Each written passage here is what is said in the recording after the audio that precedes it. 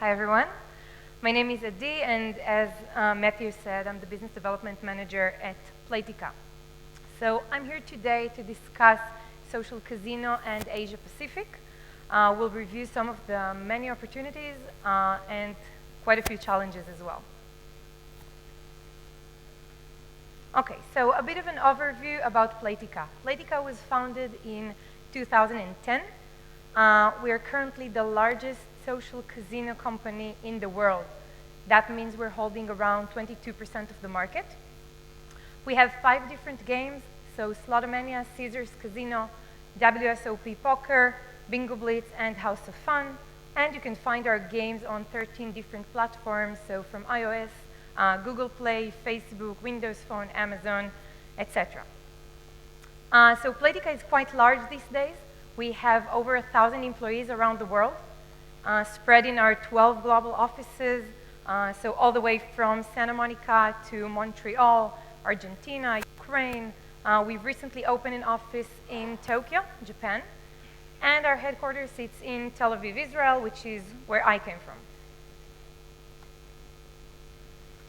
Okay, so let me share some of our 2014 numbers with you.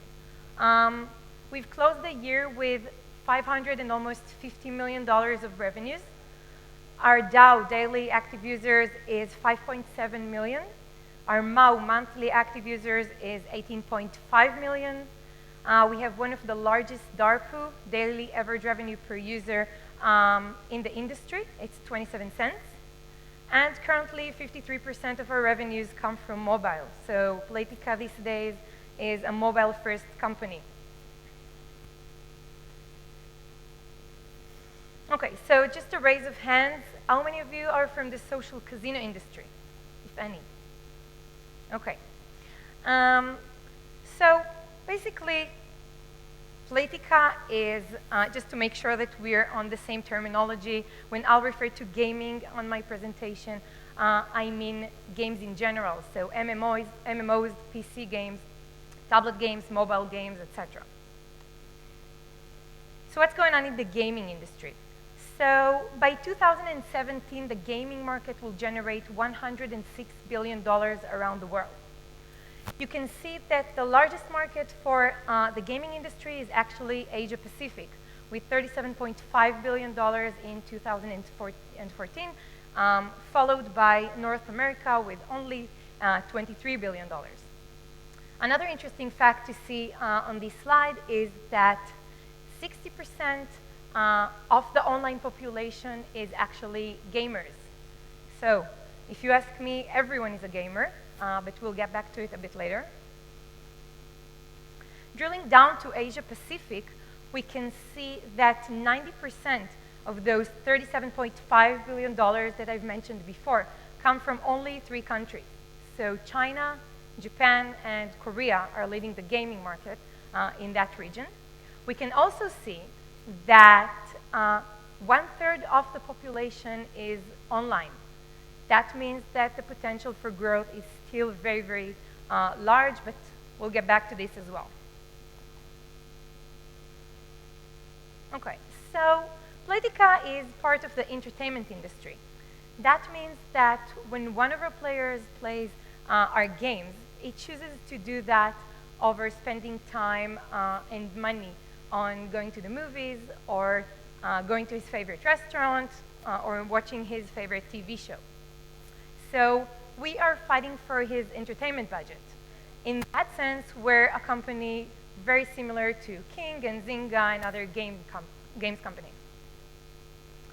But for those of you who are not familiar with the concept of social casino, what is social casino? So games of chance has been played since the ancient times of Greece. And actually, I don't know if you knew that, but the first slot machine was invented in the 1890s. So the innovation of social casino is the adaptation of casino-style games in a non-gambling environment using modern platforms. So tablets, social networks, etc. There's actually an interesting story about how Playtika started. So when the founders of Playtika were trying to look for investors for their new crazy idea of social casino, they literally got the doors slammed in their faces. Why? Because no one really believed that people would go and play casino-style games unless they have the opportunity to cash out and win some money. Okay, so you've seen the numbers, and it's a very big industry these days. Let's see how big. In 2014, the industry has generated $2.84 billion. And according to predictions, by 2017, it will generate $4.44 billion. That means the industry will almost double itself. You can also see that unlike the early days of the industry, let's take 2012, for example, where the majority of revenues came from Facebook, the trend is changing these days. So the majority of revenues today come from mobile, and this trend will go and grow. So it has become a common practice in our industry to stop looking at the world as a whole and to break it down into regions and continents and even countries. By doing that, we learned that the largest market for social casino is actually North America, with $1.02 billion of revenues in 2014, followed by Asia Pacific with only $363 million that year. So you might ask me, why did I call my presentation Social Casino in Asia Pacific? Why not call it Social Casino in North America? For that, I have two answers.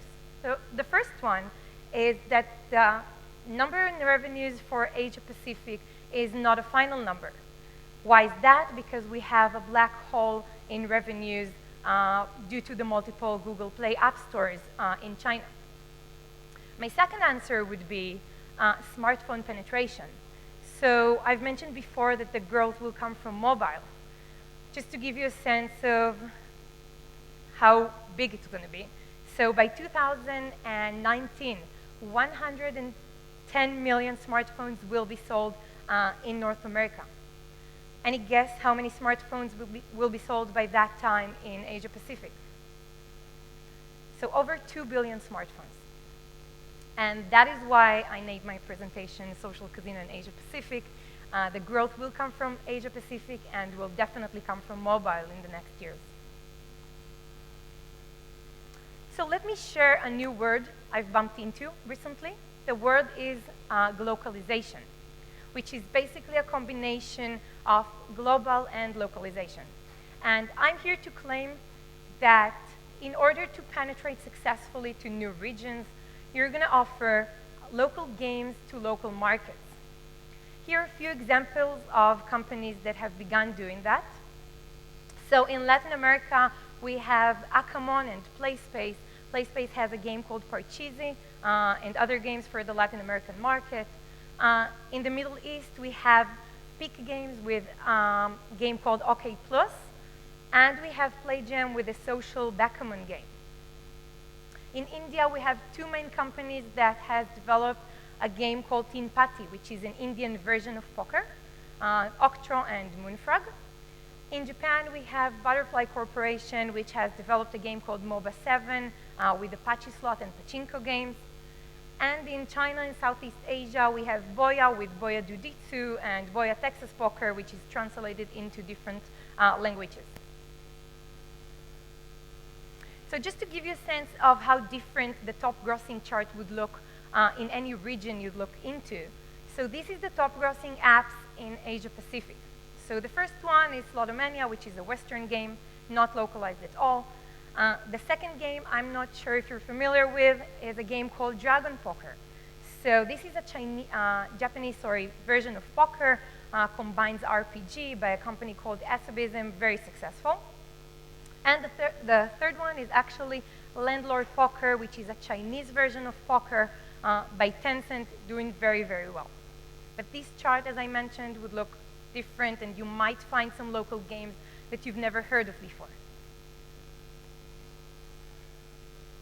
Okay, so we all took very long flights. I came from Tel Aviv, and all of you who came from outside of Asia took very long flights just to participate in this conference in Singapore. I'm here to say, good for us. This means our eyes are set on the right place. But as game developers, we are well aware of the many challenges that you experience trying to penetrate new regions. Let me share some that we've identified. So the first challenge I would like to refer to is the local CRM challenge. Every country would have a different looking calendar with events and holidays throughout the year that you might not even know. Those are great opportunities for us to engage our players. Here's an example of a pop-up promotion that we've offered our Japanese Slotomania players for a holiday called Hinamatsuri. So I don't know if you knew that, but in Japan, the Japanese are celebrating the belief that these two lovely dolls are taking away bad spirits, and it's a holiday called Hinamatsuri, which is translated into Dolls Day.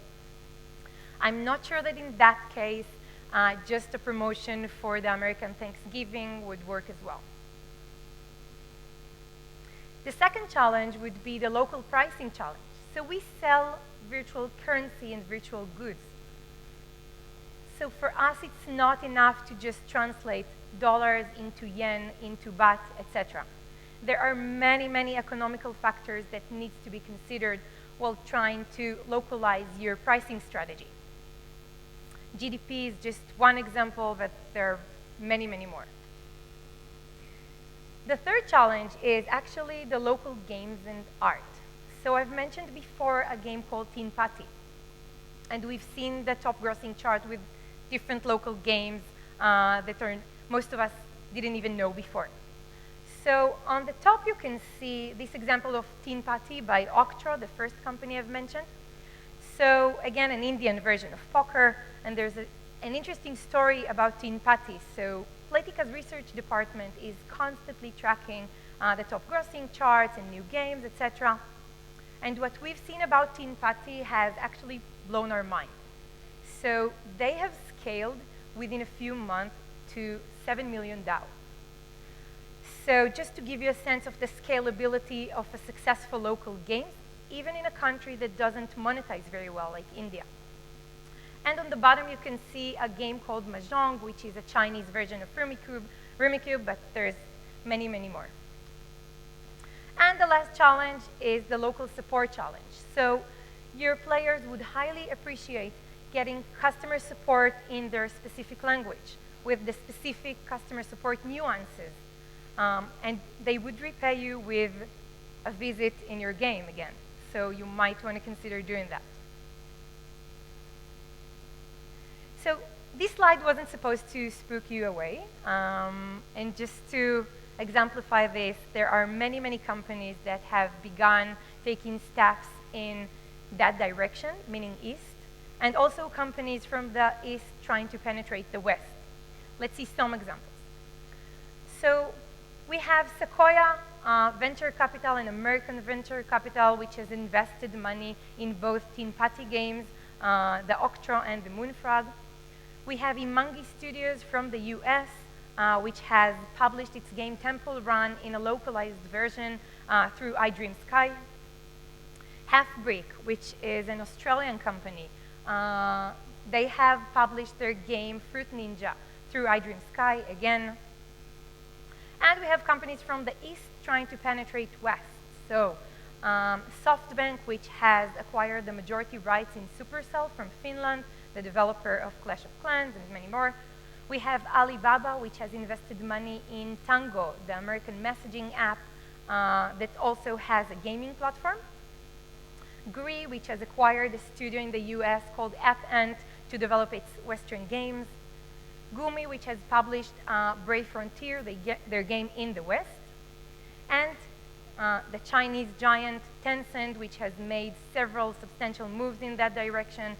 So they've recently announced that they bought 15% of the shares in Glue, the developer of the Kim Kardashian game, and has also recently announced that they bought the majority rights in Miniclip, which is a game developer, a leading game developer based in Europe.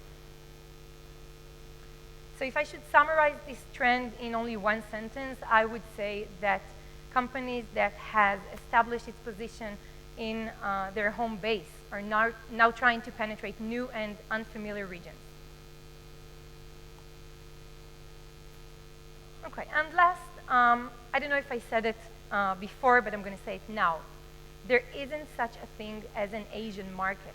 You should look into every country and you'll find out different local games and different specifications that you should consider before entering this market. Let's take Singapore as an example. So taking a look at the top grossing social casino games in Singapore, we learned that 50% of all of them are actually slots games. And we also learned that in Singapore, they're not big fans of bingo games. We can also see in this $12 million market for social casino that in the top grossing chart, you only find Western games, so Slotomania, House of Fun, and Zynga Poker, which is a Texas Hold'em poker. So if you're a game developer trying to enter Singapore, what do? If you have a bingo product, do you just publish it? Do you translate it? Do you just go and develop a new slots product? Unfortunately, I'm not here to answer all your questions, just to raise a lot of questions, but a lot of things to consider. Okay, so a quick recap. We've seen that the gaming market will generate $106 billion by 2017, and we've seen that 90% of the revenues in Asia Pacific come from only 3 countries, China, Japan, and Korea. We've seen that by 2014, Asia Pacific is actually the 2nd largest market for the social casino industry, and we've mentioned the smartphone penetration and the black hole in revenues from China. We've mentioned some of the challenges for Western game developers trying to penetrate Asia, so local CRM, local art and games, local support, and local pricing. We've seen some investments, some companies heading that way with investments and acquisitions, and we've said that there isn't such a thing as an Asian market, so you should really look into every country you're trying to penetrate. So Playtika is constantly on the market for interesting opportunities. So if you're a developer and you have an interesting game targeting the Asian market, please reach out to me. I'll be here throughout the conference or via my email. Thank you for your time. Thank you, Adi. We've got quite a bit of time for questions, if anybody has any. I'd just like to kick it off, though. I mean, in all the time I've been writing about social casino, I mean, most of the conversation has been around regulation, the threat of regulation. I mean, has that threat passed now? I mean, is that still something that you have to consider when you look at global growth? Well, so as I mentioned, Playtika is a company very similar to King and Zynga and other games companies. We do in-app purchases, but we sell virtual currency and virtual goods. We have a pretty good legal department to deal with those issues, but we're not different than any other games company in that sense. It always struck me that was more like a misconception that people didn't really understand what the games actually were and how they worked, and that's where all of that fear came from, I guess. Would you agree with that? Well, I do think that the market has to be taught about in-app purchases in general and about social casino. But once you see a lecture like this, I hope you realize that it's not any different than any other game, casual game. Anybody have a question out there? So, over here.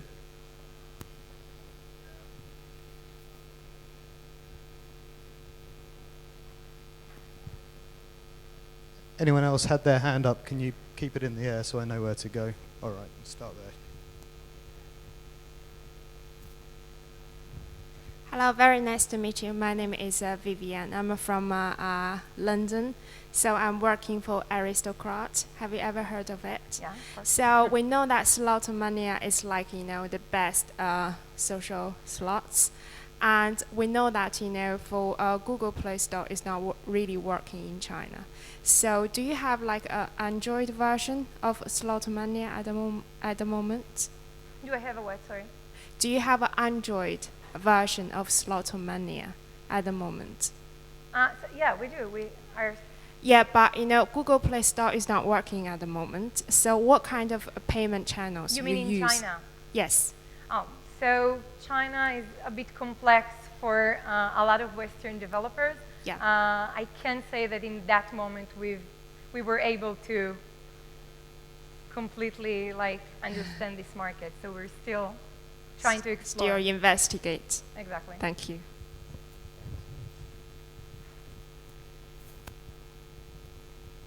Next one. Hi. Hi. What are your plans for Southeast Asia in terms of payments, third-party payments, all these issues of the reason that you cannot pay in Google Play in Southeast Asia, and how are you planning to work So on I that? would say that payments would be the next phase, because currently we're most interested in localization and everything that I've mentioned before. Payments would obviously be phase 2 for us, but it will definitely have to include alternative payment methods, I assume.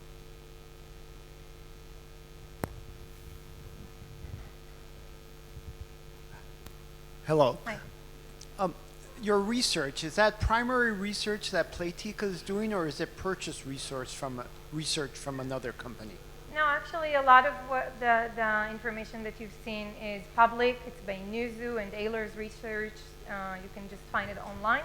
And some of the information is internal research development, so from Playtika.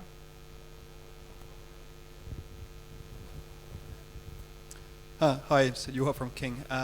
Outside of China, Japan, and Korea, which markets are you the most excited about in Asia? Which market, other than those markets? Yeah, outside of the three big ones. Yeah, so I already feel like I said too much. So I'm not going to reveal the whole strategy for Playtika. But let's stick to the data at that point. Sure, thanks. Does anybody else have a question right over there?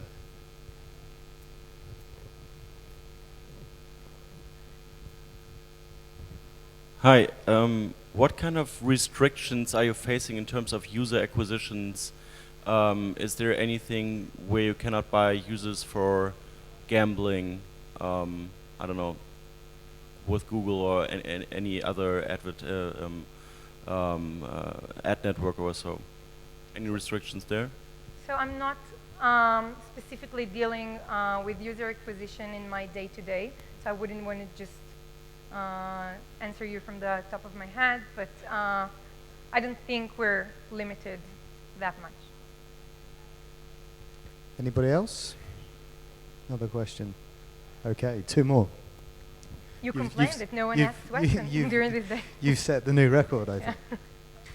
Hello, I came from Japan and have a question.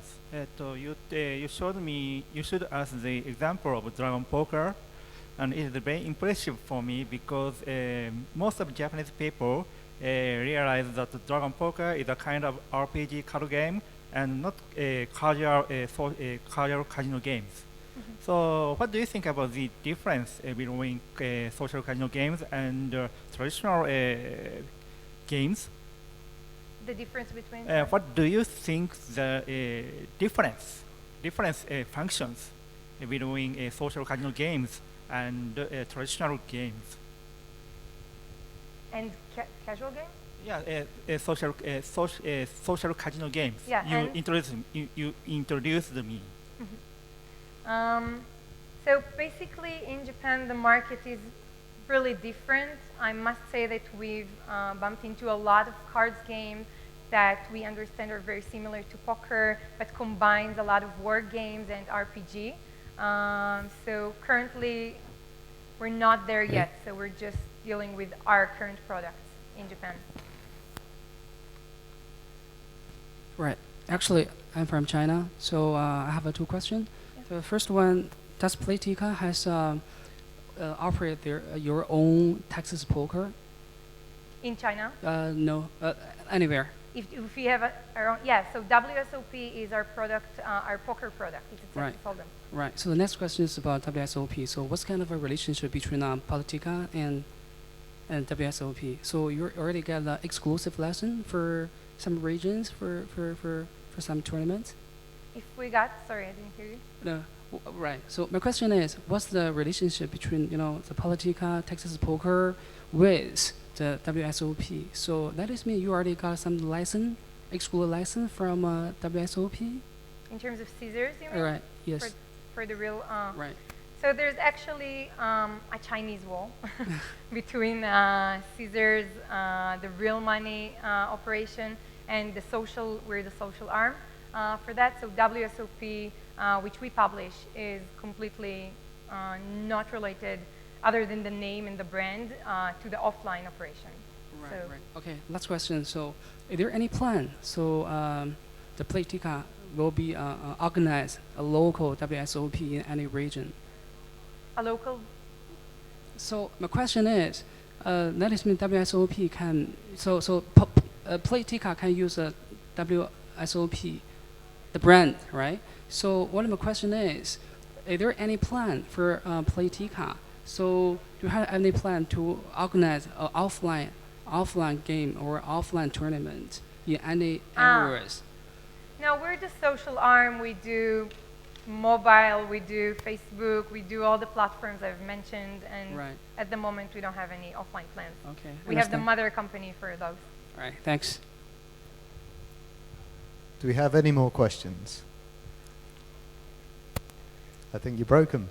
Thank Nice you one. very Thank much. you very much, Adi. Put your hands together.